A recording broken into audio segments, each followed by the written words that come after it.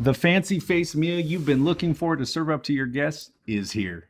This Montmorency dried tart cherry stuffed pork chop is absolutely delicious. And we're doing it in partnership with the Michigan Cherry Committee. I remember back in culinary school when my chef Ivan Flowers would always say, if we get the opportunity to stuff up something, we are going to take it. And oh my gosh, every time we did it, it is so delicious. I don't know why I don't do this more. It's amazing. We are going to load these pork chops up with so much goodness. I promise you, you won't want to eat it any other way after this. But first, we do need to knock out a little bit of prep. Sound good? Let's cook. Beginning with making our stuffing, I've got a baguette here, and what I want to do is cube up the bread. You could absolutely use sourdough, French bread, or Italian bread here. And when it comes to finely mincing garlic, and if you've been watching me for a while, well, then you already know what I'm going to do.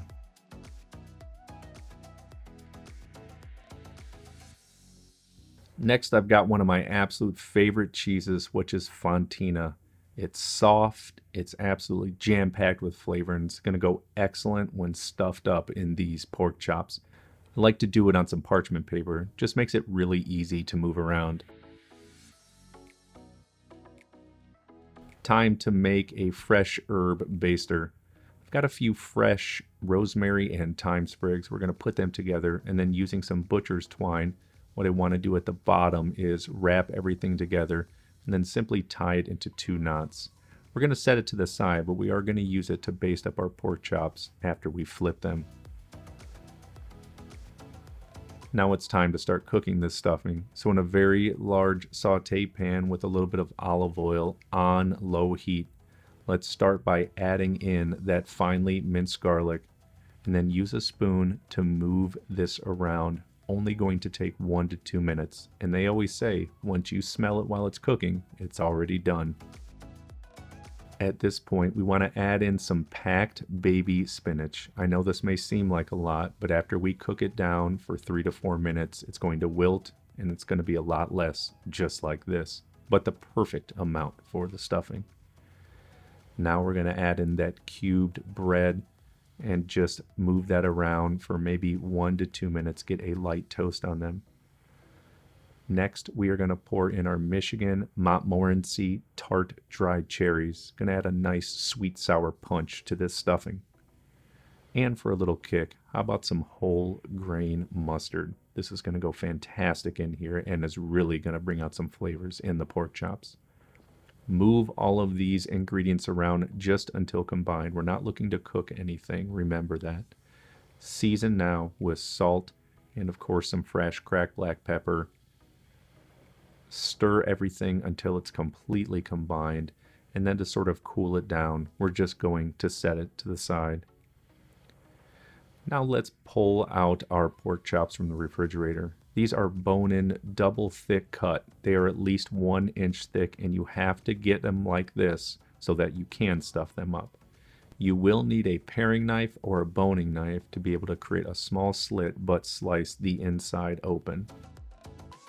Start by going straight through the center and then move the knife around while inside. Notice I'm not making the slit slice on the outside any bigger. We want to keep that nice and small so the stuffing doesn't pour out, but move it around while in the center just like this. Repeat it until all the pork chops have been sliced. Let's go back over to our stuffing. I'm going to add on that shredded cheese and then just move everything around until it is completely combined. Time to head back over to our countertop where our pork chops are and then just begin stuffing them up. Be gentle, don't force anything, but believe it or not, these pork chops can take quite a bit of stuffing. All that stuffing I made is going to fit perfectly between 6 double thick cut bone-in pork chops. So stuff them in there and get as many ingredients as possible. Pinch it shut a little bit. This looks excellent. It is now time to season these up. Salt and pepper both sides of these pork chops well before we cook them.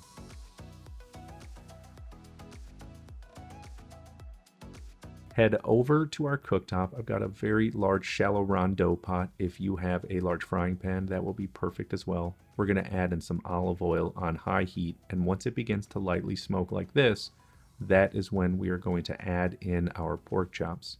Now, if your pan is not big enough, it's okay to cook these in batches because we are going to finish them in the oven. Once you've added as many pork chops as you can to the pan, we're next going to add in some unsalted butter to help add some flavor and help brown these up. We want to cook these for a total of 5 to 6 minutes to brown up before flipping them over. Let's have a look. Absolutely perfect. This is what you want every single time. Add them back to the pan, and then it's time to grab our herb baster. So drenching it in the butter and rendered pork fat, just dip it in there and then brush the tops. It will give a delicious thyme and rosemary finished flavor on the top. Once you've basted them, we are going straight to the oven on 350 degrees for in between 12 and 15 minutes. While we have a little bit of downtime, let's chat about these cherries. Michigan Montmorency tart cherries are homegrown superfruits with science-based benefits. Thanks to years of scientific research, these ruby red orbs have broken out of the pie shell and onto the superfruit stage. These ruby red morsels pack a punch of bright, tangy, and intense flavors that ends on a sweet tart note, enticing you to come back for more. Tart cherries have a very distinct sweet tart profile that really makes them a ready complement to sweet, savory, and even spicy foods. Choosing Michigan Montmorency tart cherries means you're picking American-grown fruit. Imported tart cherries may travel more than 5,000 miles before reaching your grocery store.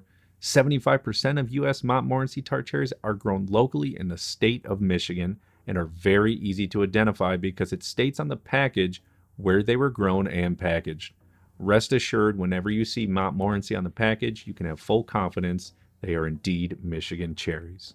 Montmorency tart cherries are available year-round. Even though you won't find Michigan Montmorency tart cherries in the produce section, they are always farm fresh since they are picked at the peak of ripeness in summer and quickly dried, frozen, canned, or bottled to deliver a delicious product year-round. So we've got a few more minutes. Let's take this recipe over the top with a delicious sauce. Add in some really good beef stock. I've got a great recipe for you to a small pan. We want to cook it over high heat to reduce the amount to only about a half cup. Add in some whole grain mustard and some more Michigan Montmorency Dried tart cherries. Give it a little bit of a mix with a spoon. The sauce should be nice and thick, and it's going to be excellent when finished on this pork. Now let's go have a look at those beautiful chops and pull them right out of the oven. Absolutely perfect. It's about understanding these fundamental basic techniques and putting them into practice over and over again to make you a better cook. And in return, it makes your homemade food from scratch that much better. It's about understanding how to properly sear that pork into a golden brown, making that delicious cherry stuffing. In fact, this would go fantastic in a chicken as well. So good. Now, let's plate a few things up. I'm going to simply place these pork chops right on a platter. You could absolutely use a plate or serve them directly in the pan that we cooked them in. And of course, I'm going to hit it with some of that delicious dried cherry sauce. Finish it with a little fresh chopped parsley. And just because, let's have a look at these delicious stuffed pork chops. After slicing it, let's pull it apart and see what we've got. Incredible and so tasty. Way too dang delicious not to make. If you learned something and love this recipe, definitely like and share this video and check out this video right here. I made it just for you all. We'll see you on there.